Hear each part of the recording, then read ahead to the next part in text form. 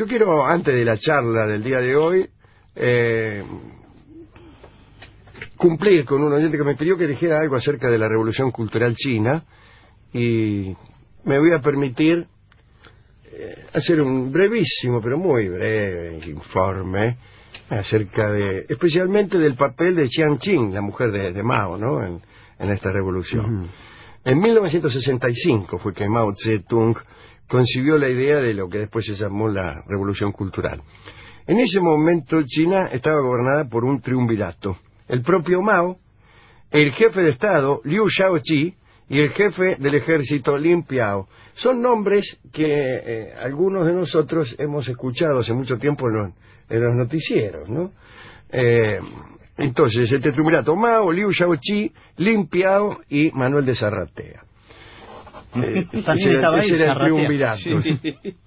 Mao decidió abordar indirectamente el asunto de la Revolución Cultural y empujó hacia el centro de la escena a su mujer, la actriz cinematográfica Jiang Qing. Se habían casado en 1939. Ella había actuado en Shanghái durante los años 30, utilizando el nombre profesional de Lang Ting, que es mucho mejor que Jiang Qing. Es parecido, pero ¿qué diferencia Si yo me llamara Jiang Qing, inmediatamente me cambiaría el nombre por el de Lang Ting. Durante los primeros 20 años de su matrimonio, Jiang Qing se mantuvo en un plano muy secundario, pero de pronto se convirtió en el centro de un grupo de, qué sé yo, intelectuales descontentos, escritores fracasados, actores de segundo orden, y en general de un grupo que deseaba ejercer el dominio de las artes y radicalizarlas. Jiang Qing tuvo su oportunidad cuando Mao le permitió organizar el Festival de la Ópera de Pekín acerca de temas contemporáneos en el Gran Salón del Pueblo. Eran 37 óperas nuevas, casi todas sobre la revolución, ¿no?, representadas por 28 compañías proletarias provenientes de 19 provincias. Lo que es todavía más sorprendente, Mao le permitió pronunciar un discurso, el primero a cargo de una mujer desde que él había tomado el poder. Jiang Qing, arremetió contra el teatro clásico chino, naturalmente, ¿no? Teatro dominado por temas de héroes, heroínas, emperadores, príncipes y, sobre todo, espectros y demonios. Recomendó la representación universal de ciertas óperas modelo, por ejemplo, una que se llamaba Incursión sobre el regimiento del Tigre Blanco y Captura de la montaña del Tigre mediante la estrategia. Bien, todas estas opiniones molestaron mucho al alcalde de Pekín, que era el mandarín y erudito Pen Cheng, que se negó de plano a seguir las instrucciones artísticas de Jiang Qing. Y la señora le juró venganza. Se instaló junto a Mao en Shanghái. Pen Cheng, el mandarín, fue despedido y ella fue designada asesora cultural de todas las fuerzas militares. El 20 de marzo de 1966, Mao convocó a la juventud iletrada. Jiang Qing se convirtió en el espíritu rector de un grupo de activistas y fue designada especialmente por Mao para encabezar la revolución cultural. Los primeros guardias rojos aparecieron a fines de mayo de ese año, 66, ¿no? Pertenecían a la enseñanza secundaria.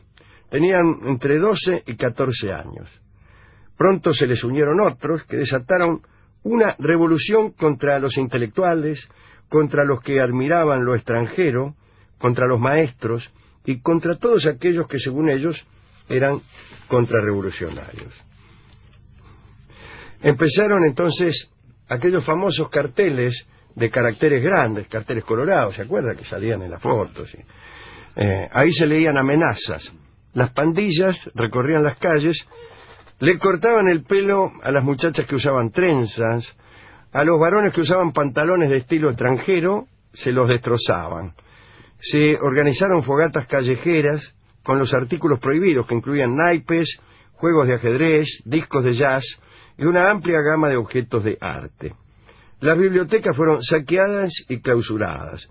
Entretanto, Jiang Qing se había dedicado a gobernar el mundo de la cultura y a hablar en reuniones masivas en las cuales denunciaba al capitalismo, al jazz, al rock and roll, al impresionismo, el arte abstracto, etc.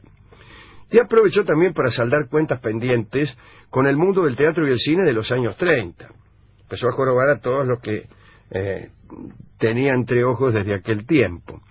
En una ocasión parece que llevó a todos sus enemigos, incluido el mandarín, el antiguo alcalde de Pekín, al estadio de los trabajadores con pesados carteles de madera colgados del cuello, ¿no?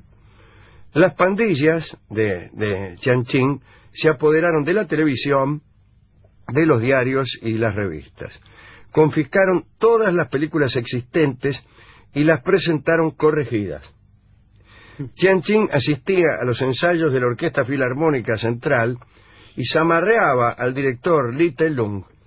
En el ballet prohibió los dedos de orquídea, que es una manera de poner los dedos propia del baile, de algunos bailes chinos, las palmas vueltas hacia arriba, sí, que están muy de moda no solo en la China, y en cambio favoreció los puños cerrados y los movimientos violentos para demostrar el odio a la clase terrateniente. Después de prohibir prácticamente todas las formas de expresión artística, Jianqing se esforzó por llenar ese vacío. Pero no fue posible producir gran cosa, ¿no? 2 obras orquestales, 4 óperas y 2 de ballet. Tampoco pudieron producirse muchas películas. Jianqing decía que había sabotaje. A fines del verano de 1967, Mao se cansó y ordenó a Jianqing que suspendiese toda la actividad. En el otoño, Mao retiró todo el apoyo oficial a la Revolución Cultural e incluso utilizó al Ejército Popular de Liberación para restablecer el orden. Jianqing, la musa de la Revolución Cultural, fue perdiendo poder. Después, ya en el año 1973, ni siquiera vivían juntos con Mao, y poco antes de morirse Mao, recibió un informe acerca del sistema educativo por parte del presidente de la universidad, Qing Hua, que había sido purgado por Jianqing. Qing Hua se llamaba el tipo. Jianqing lo había exonerado y vuelto al cargo le mandó un informe a Mao acerca de la realidad de la universidad. En realidad lo fue a ver a Mao y Mao le dijo: tiene 3 minutos para decirme cómo está la universidad en la China. Y Qing Hua le dijo: 30 segundos bastarán. Los alumnos universitarios estudian los textos de los alumnos secundarios y su nivel académico es el de las escuelas primarias. Mao falleció el 9 de septiembre de 1976. Los enemigos de Jianqing querían cortarla en 10.000 pedazos. Fue juzgada en 1981 y condenada a muerte. Dicen que durante el juicio llegó a desnudarse. Y me acordé yo de Friné, de aquella que se desnudó durante el juicio. ¿Eso para atenuar la pena? Y a Friné le resultó muy bien, porque los jueces, impresionados por su belleza, la declararon inocente. No sé cómo le habrá ido a la viuda de Mao, me parece que no era muy linda. Y entonces la ejecutaron. Eso es el informe que hemos traído acerca de la revolución cultural en China. Y un día vamos a hablar acerca de... Es un tema espinoso, acerca de derechas, izquierdas y el sentido del deleite artístico. ¡Apa! Cómo a veces parece que la derecha se apropiara del deleite artístico, o peor todavía, que las izquierdas desdeñaran ese deleite. Y se produce ahí una confusión. Pero un día lo vamos a hablar, si usted quiere, un día que estemos con ganas, porque tiene mucho que ver también con esto, ¿no? La viuda de Mao, socolor de apoyar una revolución, empezó a pensar que el pensamiento abstracto, por ejemplo, o que el arte abstracto estaba en contra de ella. Y ahí entonces... Bueno, no importa. Si quiere, ahora sí, tenemos la charla que habíamos preparado para hoy, que es más o menos la misma, porque se trata de Murat IV, el sultán loco.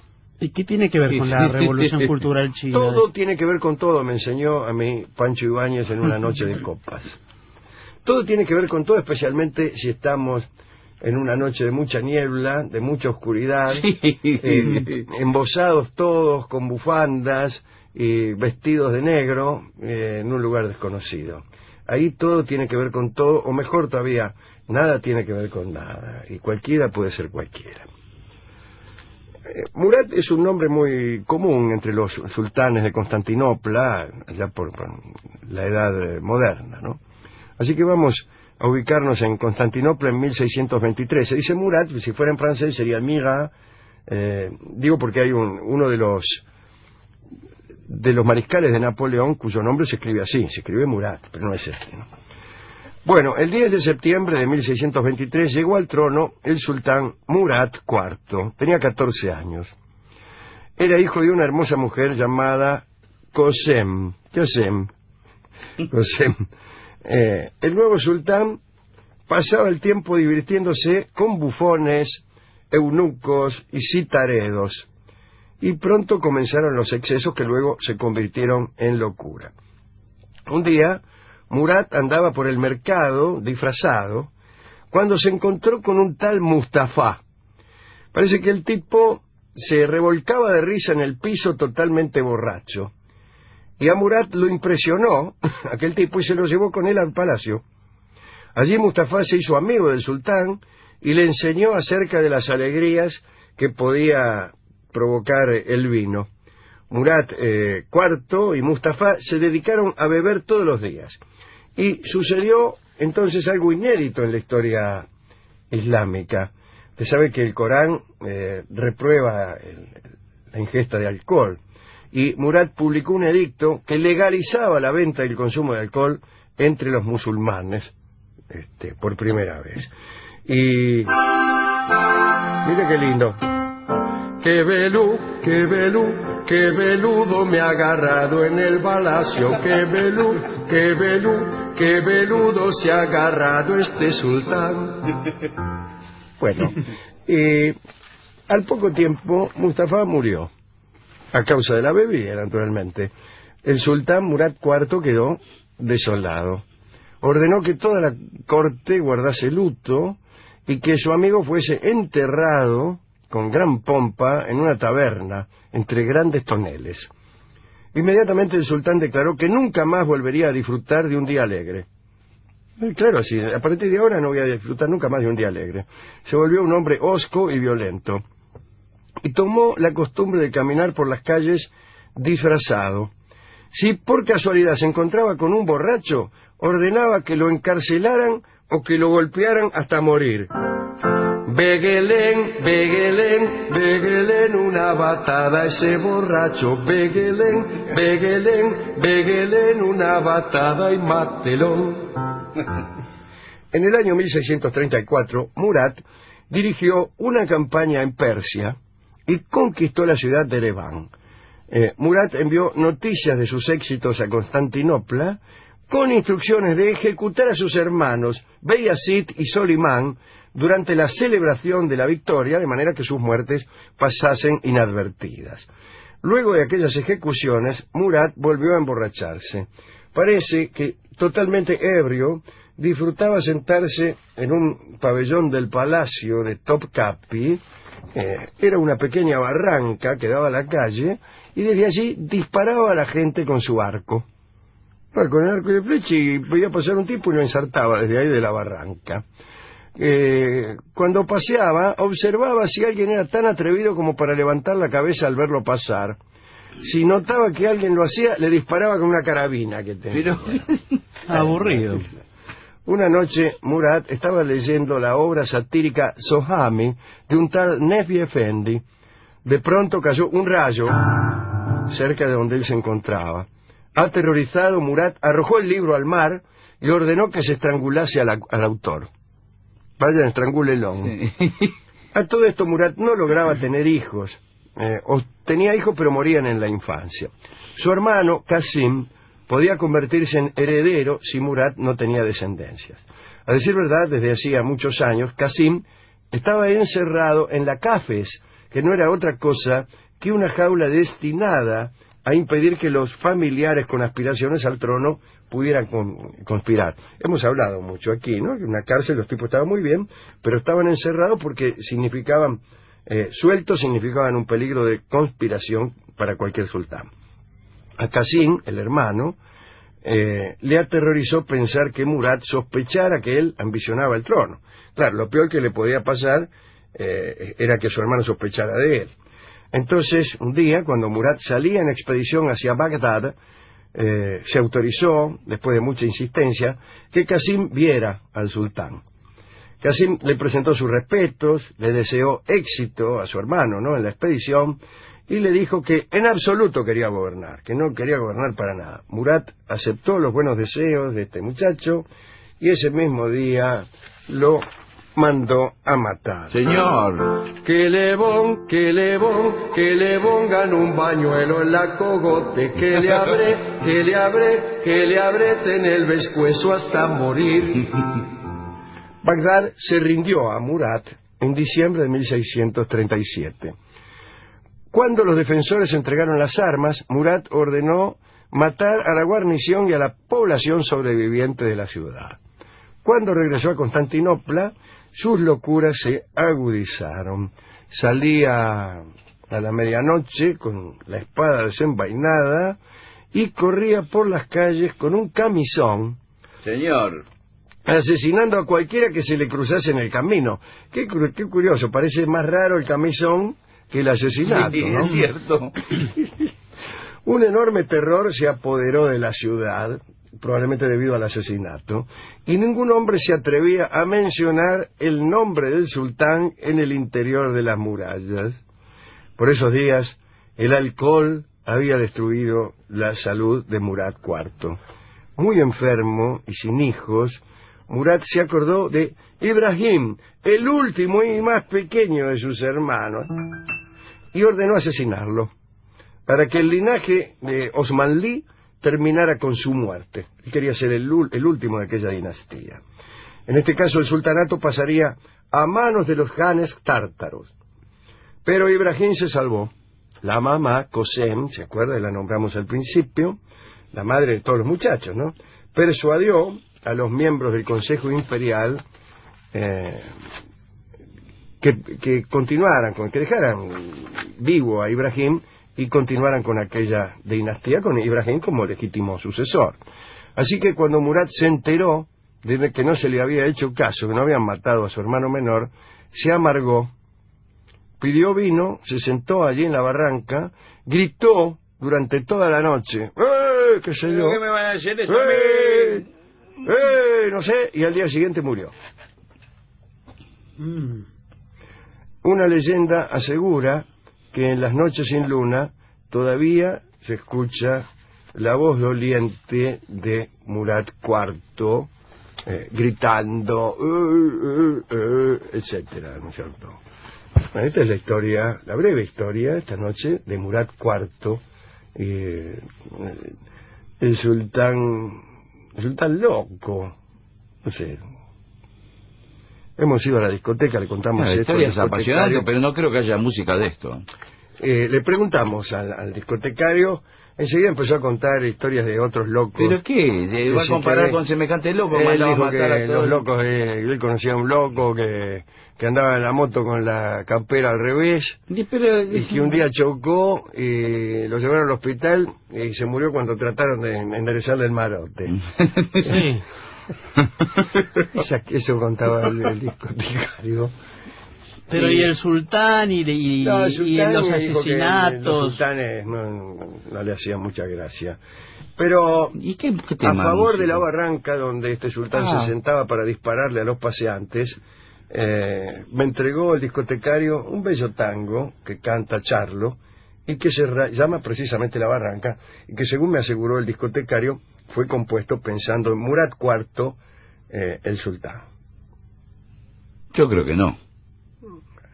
Yo creo que no tiene nada que ver. La letra no parece, pero veo cómo es, las letras están destinadas más a eludir el tema central que a remarcarlo. a disimular. Sí, es verdad, por ahí la literatura poética. Usted dice que El repertorio del tango es todo un repertorio de disimulo. Los tangos quieren decir otra cosa que algún día se revelará. Sí, o sea que el amor y todo eso es lo accesorio. No, es lo accesorio. Lo central está oculto, muy oculto, tan oculto que no se nota en absoluto. Qué raro. Canta el extraordinario Charlo La Barranca.